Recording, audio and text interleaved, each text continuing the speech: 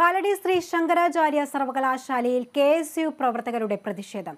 വ്യാജരേഖ ചമച്ച വിദ്യയുടെ PhD റദ്ദാക്കണമെന്നാവശ്യപ്പെട്ടാണ് KSU പ്രവർത്തകർ സർവകലാശാല ആസ്ഥാനത്തേക്ക് മാർച്ച് നടത്തിയത്.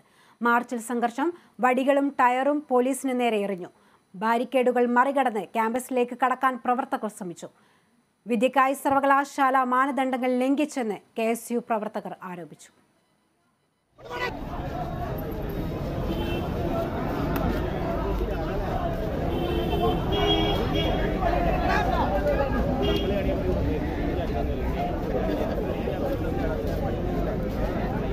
ഇടതുപക്ഷ അധ്യാപക സംഘടനകളും ഇടതുപക്ഷ അനധ്യാപക ഉദ്യോഗസ്ഥരുടെ സംഘടനകളും നടത്തിക്കൊണ്ടിരിക്കുന്നത്.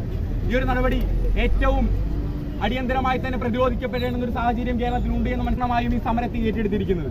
കേരളത്തിലെ വിദ്യാർത്ഥികളുടെ ഒന്നടങ്കം നിലവാരത്തെ, അവരുടെ അക്കാദമിക നിലവാരത്തെ ചോദ്യം ചെയ്യുന്ന പ്രവർത്തികളാണ് ഇവിടെ നടന്നുകൊണ്ടിരിക്കുന്നത്. പരീക്ഷ എഴുതാത്തവർ പാസ്സാവുകയാണ്, SFIക്കാർ മാത്രം പാസ്സാവുകയാണ്. 3 വർഷങ്ങൾക്ക് മുമ്പ് യൂണിവേഴ്സിറ്റി കോളേജിൽ, തിരുവനന്തപുരം യൂണിവേഴ്സിറ്റി കോളേജ്